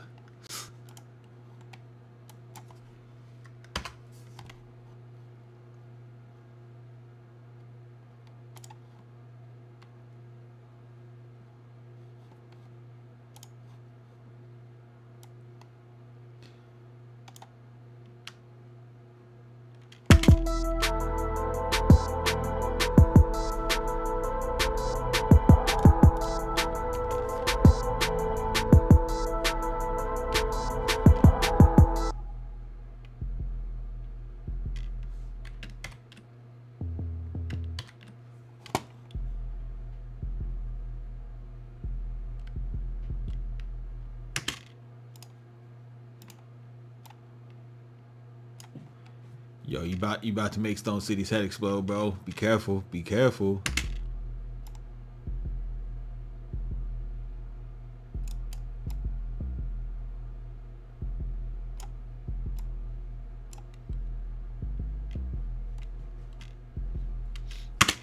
Yo, the thing I love about New York, bro, is there's so many fucking people there that the competition to do anything, whether it's make a fucking pizza or build a building, is so high that you have to do it well in order to work in that town, you know? So even like the people who are like working the counter at like a shitty fucking you know, a shitty restaurant, they're like really friendly and they do their shit well, bro. Like that's why like the dollar slices in like the tourist section in Times Square still shits on anything you get anywhere else, because it's like yo, like you're in Times Square, bro, like you have to be up on this shit. Dude, I have fucking go onto my channel, bro, and look up the Ableton made simple tab. I have a whole playlist of using Ableton Live and what it was like coming from Studio One into Ableton Live, and how I started off, you know, confused and everything, and how I started off very confused, and then how I found my way. Yeah, dude, I got a lot of respect for New York. Like as a Floridian, dealing with all the New Yorkers down here, I couldn't stay in New York, bro. And then I don't even like the idea of like big cities like that, dude. Like, I it's just it represents like everything that's wrong with humanity, bro. It's hard for me to vibe with. And then I took some shrooms and fucking walked through Times Square, and really changed my perspective on everything. Like I see how beautiful it was. Like just the whole level of competition that exists in that city, and how people you know how people survive in that environment, dude. And I was like, and I have mad respect for it, because now I understand, you know, where the attitude and the swagger comes from. It's like it's real, bro. Like you have to, like, whatever you're gonna do, if you're gonna do it there, like you better be really fucking good at it, bro, or somebody is gonna take your spot. Yeah, Danny, I want to get out to LA and eat, bro. Like I want to get into I really want to get into Mexican food out there, dude. Like real Mexican food though.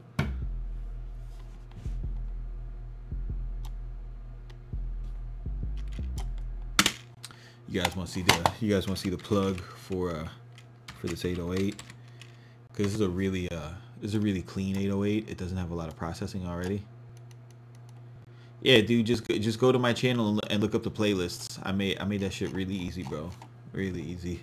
And they're all short tutorials, bro. They're like less than 20 minutes.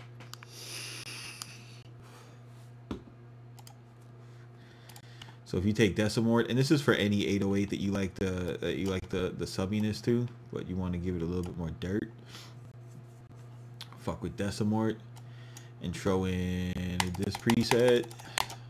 Where is it? Amen loop. Set the high pass to low pass.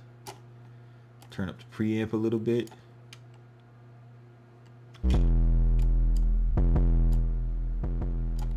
Now hold up, like I've been to In-N-Out in Vegas, and that shit is caca, bro. That shit's fucking garbage. Like I don't understand what the obsession with that shit is, dude. Like it's fucking fast food, bro. I'm straight.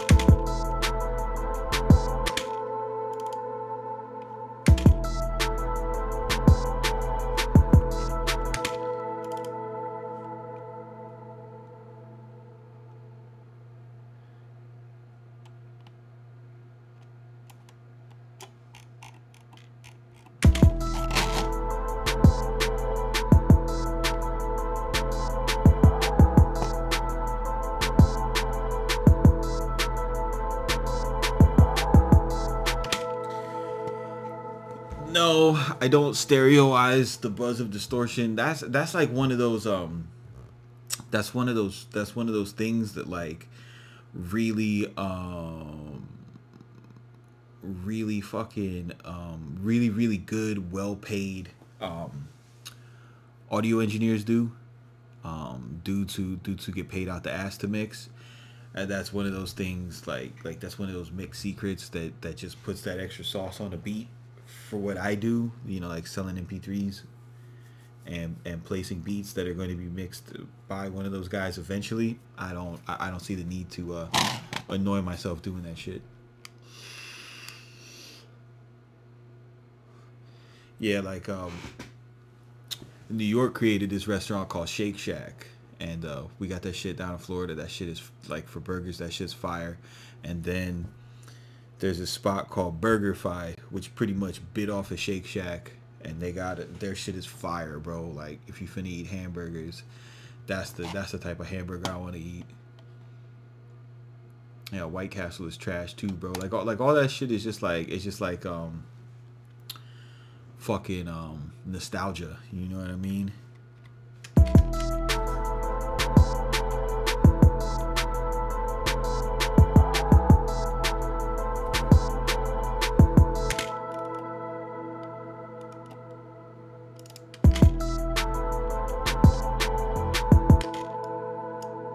Why you say that, bro? Why you say that?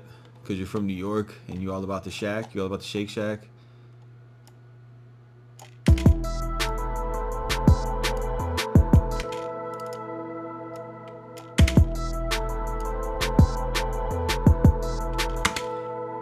Yo, Carl Jr. is good. Like if I'm like if I'm feeling ratchet as fuck and I'm driving through Georgia.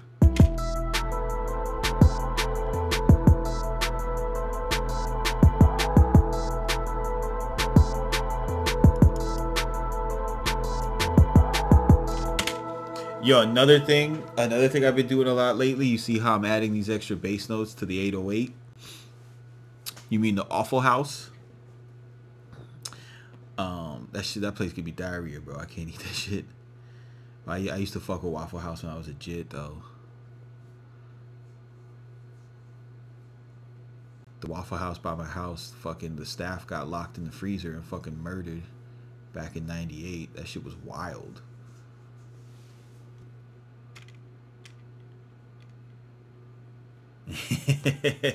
I knew it, bro. Like people who fuck with Shake Shack, they're like, no, fuck BurgerFi, bro. But dog, it's the same shit, dude. But no, I find like Shake Shack is better. I don't like mayonnaise based sauces, but I will fuck with that pink sauce at Shake Shack. I will not at BurgerFi. But BurgerFi is dope, bro. They got a vegan burger, so I'm on it. But yeah, putting these extra kicks, that it adds groove to the beat.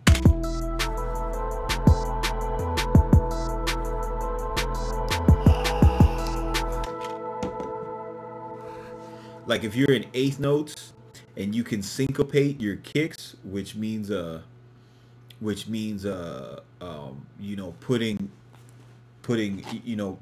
a note an eighth note before your kick syncopated, it gives your beat that hop, you know what I mean? So you get the soft low in from the 808, the boom, and then you get the kick. Like it literally makes you move your head to the shit.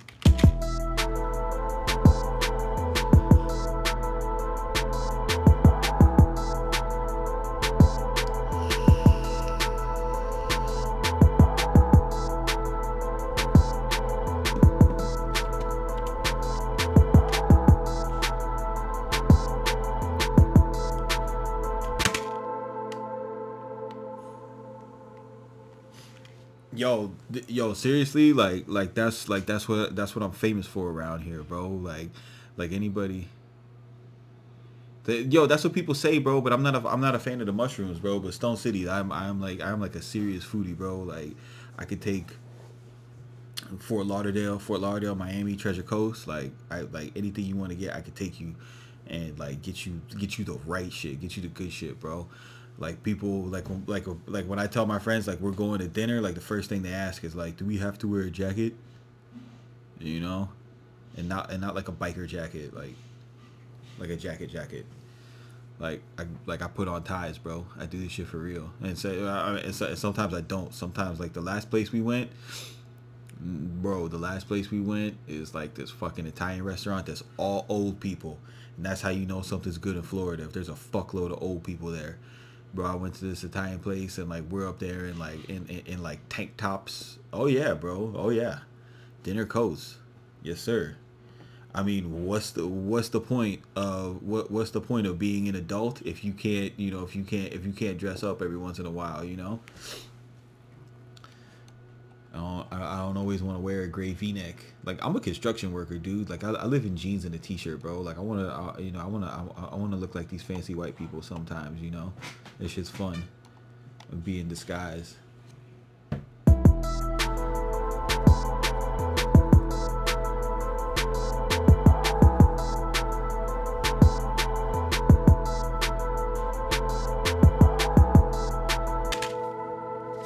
Yo, this shit's kind of jiggy though. I like this.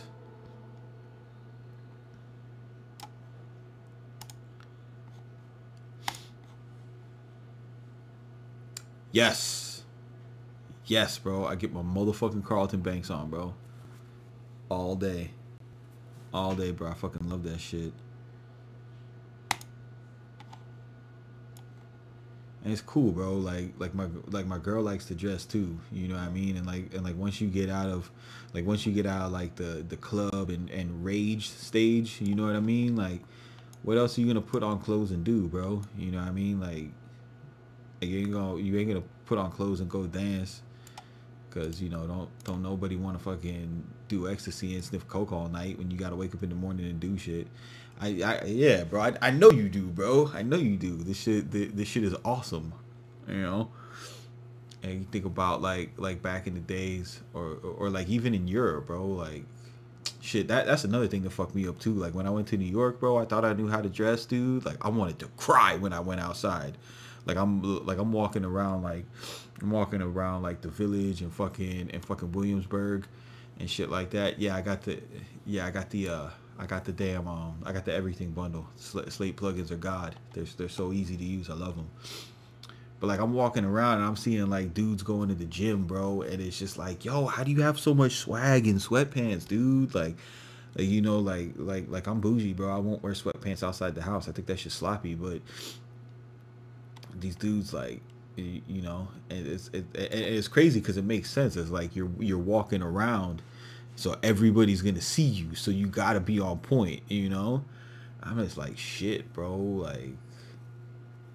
Like I came home like I went there last year. So I went there and everybody was with the damn you know, with the flat bill hat, with the flat brim hats and the damn and the motorcycle jackets. I was like, fuck, dude. Like, oh my god, I feel like such a nerd right now, dude. I was at the Roots picnic. Dog, I came home and instantly bought a motorcycle jacket, and I can't wait to fucking leave Florida and fucking stunt. Cause you know, New York City, they're like 4 years ahead on everybody's fucking fashions.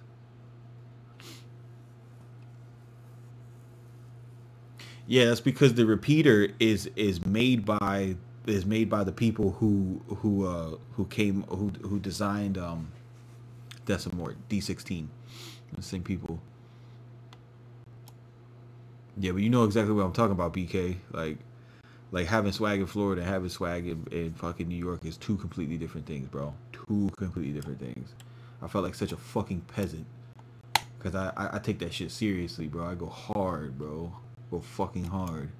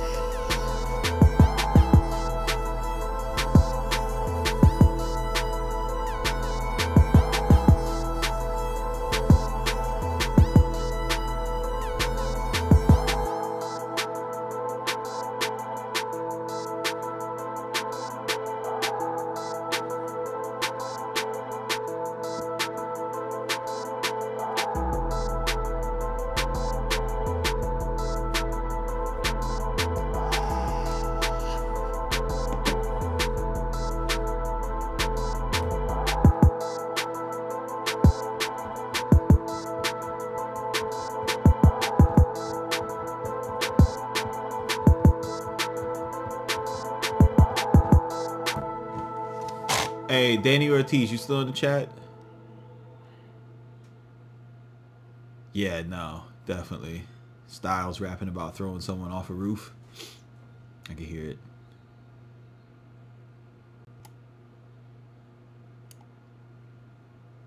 Oh, dude, this shit. Whoo, this shit is that sauce, boy. This is some Florida shit. It's cannoli, pistachio flavored. It's so fucking good. It's the only thing I fuck with, bro.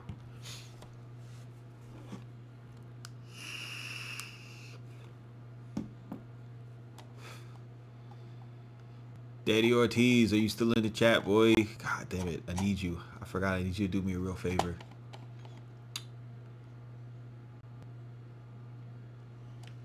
That's what's up, bro. I am not familiar with that song, but Master Ace is a nice MC. Alright, y'all. I smell food. I hear my fiance. I have not said hello to her. So I'm a jump off with y'all. I'm gonna focus on that. Yeah, she just texted me if I want some spaghetti. Goddamn right, I want some spaghetti. I want some spaghetti with the vegan meatballs. But yeah, I'm gonna holler at y'all soon. I'm gonna drop some more Ableton videos. I'm gonna have some Studio One videos. Hit me up, you know, on my channel in the comments. Let me know what videos you're trying to see, because I'm trying to create content since I'm back in my space. I'm back in my bag, and I'm ready to go. It's the CMP with Craftmaster Productions, Studio One Tutorials.com. Keep it simple, don't be basic, and we will see you on the next one.